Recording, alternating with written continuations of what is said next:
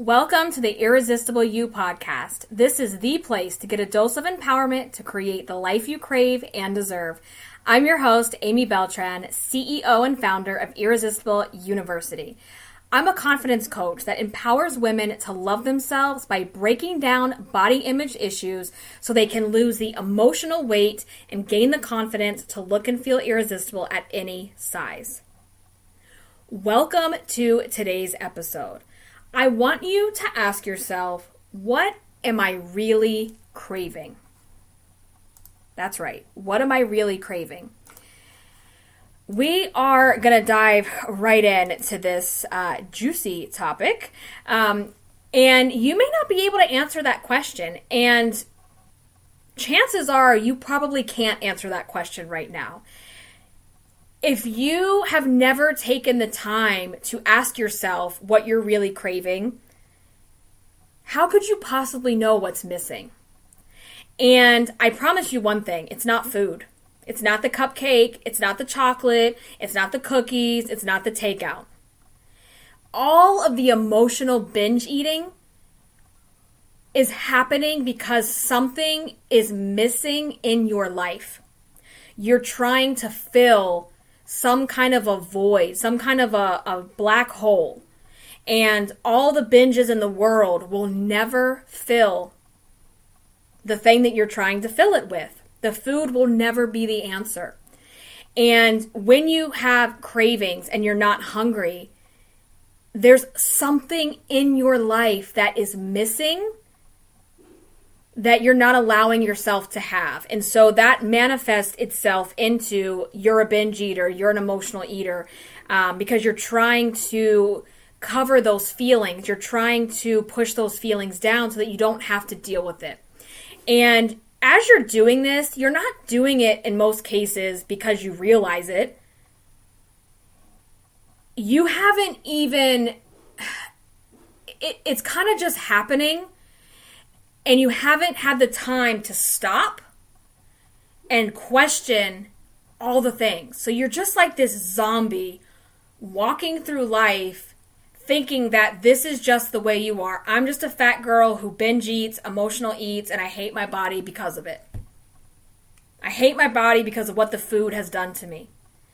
And, you know, I always serve up a little tough love on my podcast. And one of the biggest traits that I see, and I was this person, so everything I tell you guys, I don't just make it up. I've lived it. One of the biggest things that I see in girls, women that are overweight and binge eat and hate their bodies is denial. There is so much denial. Even though they know they've got to break this cycle, even though they know what they're doing isn't healthy, they're in denial. It's always not the right time. I don't have money. It's not the right time. There's nothing wrong with me. Or I know what's wrong, but I'll work on it. There's so much denial. And that's part of the issue, is not owning up to your shit. To not owning up to, you actually have control over this thing. Because it's always somebody else's problem. It's always the circumstance caused me to binge. Someone else, upset me, so I showed them by, shoving 3 drive-thrus down my throat and feeling sick all night because of it. You've got to take ownership. You've got to stop being the victim and start creating what you really want for yourself and get out of the denial. If you really, truly, and I would hope that you do if you're listening, if you actually really, truly want to break the yo-yo diet, body hate, shame cycle, you have to start asking yourself, what am I really craving? What am I not feeding my soul? And instead, I'm feeding my stomach all of these things that I actually really don't want and I definitely don't need. And feeding your soul is about satisfying the craving of not enough. It's about satisfying the craving of something's missing in my life. Feeding your soul is also about soothing your emotions instead of pushing them down with ice cream and icing. And, you can't go from being an emotional binge eater to overnight becoming the confident, irresistible you that you want to be. It doesn't work that way. It's a process and it's a journey. And I say it's a journey because this journey, you guys, it doesn't stop. It just gets easier. But this journey, if you think you're going to just do the work like you've done in the past on a diet, well, obviously the diet didn't work because you didn't see it as a journey. When you start to see this whole big picture of stepping into your power, stepping into the irresistible you that you want to become, you realize this is a journey and I have to be dedicated and committed to myself for the rest of my life. And it doesn't come quickly and it doesn't come easy. And the only way you start working on it is asking yourself these questions and then digging deeper and figuring out what is actually missing in my life. What is it that I'm avoiding? What is it that I don't want to feel? And if you've been walking through life like this zombie woman, just, going to the job, going to the grocery store, coming home, picking up the kids, giving them a bath, just doing all the mundane things that we all have to do as people, and you never stop and question anything, you're not woke yet. You know what I'm saying? You need to wake up. Because once you wake up and you actually admit that you have a problem, then that's beautiful, because then you have a choice. I either stay under my wet blanket, miserable, and keep doing what I'm doing, knowing that it's not going to work, and I'm going to be in the exact same place that I'm at now in 5 years if I don't stop. Or you decide, you know what? I have more power and control than I give myself permission to have. Because it's like I always say, like Dorothy, you've had the power all along. And when you think about that, it is so empowering to know you have complete control over how you want the rest of your life to go. And if you're blaming your circumstances, you're never going to, you have to get out of the victim mentality, the victim mindset, because that is keeping you stuck. Because when you're in the victim mindset, it's everyone else's fault. You never take ownership. And as long as you can keep blaming someone else and you don't have to own up to your piece of it, you're not responsible. At least you think. And as long as you're not responsible, nothing works for me. Nothing works. So we have to talk about what you're really craving. And that's a hard question to answer, because if you have always been the fat girl, and being the fat girl, the fat friend, the whatever, has become your identity, if you are constantly spending your free time on the weekends and after work and your downtime sitting on the couch, binge watching your series and stuffing your face with cupcakes, how do you even know or have a clue what else is out there waiting for you? How do you even know? If you've never tried, if you've never put yourself out there to experience new things.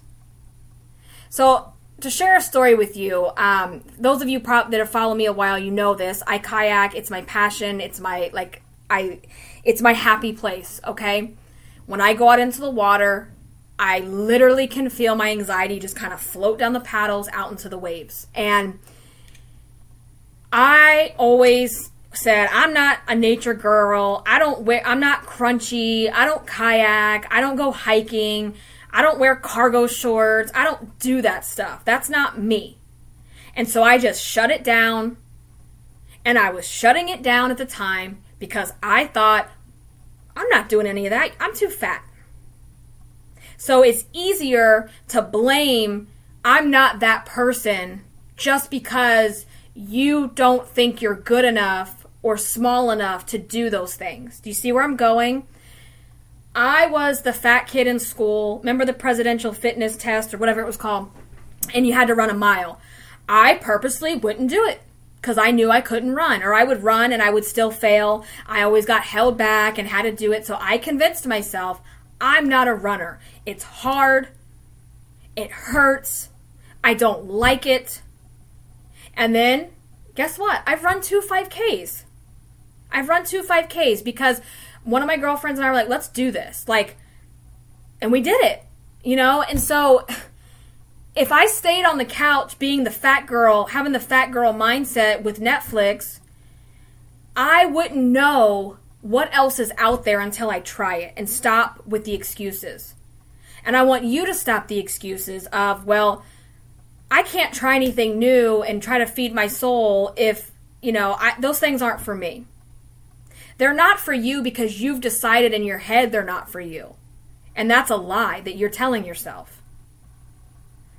So, and I also get it that when you are sitting in the misery, the complete, utter, wet blanket, darkness misery of being fat and miserable, you can't even comprehend going outdoors for a walk, running a 5K, kayaking on the water, walking the dog, or anything that's active and outdoors. Why? Because right now, it is completely outside of your comfort zone. But, there's good news. All of this can change because this is just what you're thinking. It's not the truth. And the truth is that you can do all of those things. And why I'm telling you all of this is because getting out of your comfort zone and doing more things that are active and outdoors and using your body and being, just the more you do those things when you don't want to do them, the more you build that momentum like we talked about in the last episode with confidence. And you're like, hey, guess what? I went for a half a mile walk today and I didn't die. And I'm going to do it again tomorrow. And next thing you know, it's a mile. It's 2 miles. And you're like, you know what? I think I'm going to do a 5K. It's building the momentum. And the way that you build more momentum to build your confidence, like we talked about last week, is getting out of that comfort zone and doing things for your soul. And right now, you don't even know what those things are because you haven't allowed yourself to ever think about it. So you have to start small. With the 5K example, it's not that you just aren't a runner. It's that you've never given it a chance. You just shut it down. You just said, not for me. I'm too fat. And you shut it down. Because it's easier to say, I hate it. I don't do that. Than to tell someone the truth. I think I'm too fat. No one has those conversations, right? But that's what you're thinking. I don't go kayaking. There's a weight limit. And I think I'm too big. That was my excuse. And come to find out, it was cool. It's my thing. It's my thing now. And the more I started kayaking, guess what? I started losing weight. I started toning my arms. I got a killer tan. I fed my soul and got rid of my anxiety and my depression. And at the same time, I get to spend quality time with my husband and Chewy, our Chihuahua. And soon our daughter, she'll be going out with us more. You see what I'm saying? So when you're sitting in that wet blanket, and I get it, my heart goes out to you because I've been you. Just know that it's all in your mind right now. You've got to change your mindset. And so to start feeding your soul, number one, I want you to just think about, what am I really craving? Not the food, but what am I craving in my life? What is missing from my life? What is it that I love to do? Write that down. What do I love to do? And you know what? For some of you, you're going to be discovering this stuff for the first time. And for some of you, maybe you're rediscovering what you loved to do as a kid or a young person or whatever. So ask yourself, what am I really craving? What's missing from my life that I want more of? And it can be anything. It can be writing, sewing, painting, spending more time with friends. It could be so many different things. What's missing from my life? With no judgments. No judgments. Number 2 is, what do I enjoy doing? You know, we get so caught up in the schedule, the work, the kids, the obligations, but ask yourself, stop worrying about, do I have time and when can I do it? Because that's what you do. It's like, well, I don't have time for stuff. I just don't have time. I'm busy. I got to take care of my parents and my kids and my pets, and I work. I hear this stuff all the time, and they're excuses. Stop judging yourself and just answer the question. What do I enjoy doing? What is it that you love to do? And don't worry about the how and the blah, blah, blah. So what do you enjoy doing? So the third question, what are some things that I have never done and I would love to do? You know, maybe it's boating, kayaking, going skating, going on a vacation, wearing a bathing suit, getting a book published. You know, there's a number of different things. Feeding your soul isn't just about getting outdoors and doing active things. It's the things that bring you joy and fill up your cup, because you're always giving to everyone else, right? So, you know, what are the things that I want to try? And again, stop judging. I'm too fat. I don't have the money. Stop judging. Write it down. And, you know, so think about those 3 questions. Because you may not know off the top of your head right now, but if you get still with yourself, get out of zombie mode, get out a piece of paper, and write those things down. And, you know, the more you look at that list, and then you got to start taking action. Okay, how could I start doing more of this? Slowly but surely. How do I build that momentum? Right? You know, and just put yourself out there. If you want to create the irresistible you version of yourself, if you want to get out of your old way of thinking, you've got to try new things. You know, so start small, start going for walks, or, you know, just here's a bonus tip. Meetup.com. There are meetups for literally everything you can think of. And you find like-minded people, right? So maybe it's getting out, meeting more people, getting into a cooking class, or, you know, what are those, oh my goodness, the nights where you go have drinks and paint, things like that, right? Also, if you go on Facebook and go to the events tab, you can sort by dates, you can sort by your city, by different locations, and you will find like a treasure trove of events that are happening around your area.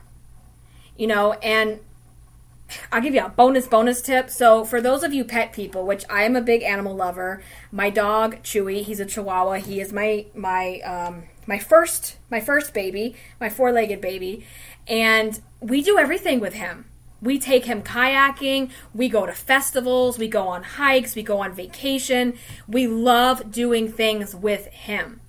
And if you are someone who isn't so confident with other people yet and you feel awkward, having a pet, especially a dog, is a great way to break the ice.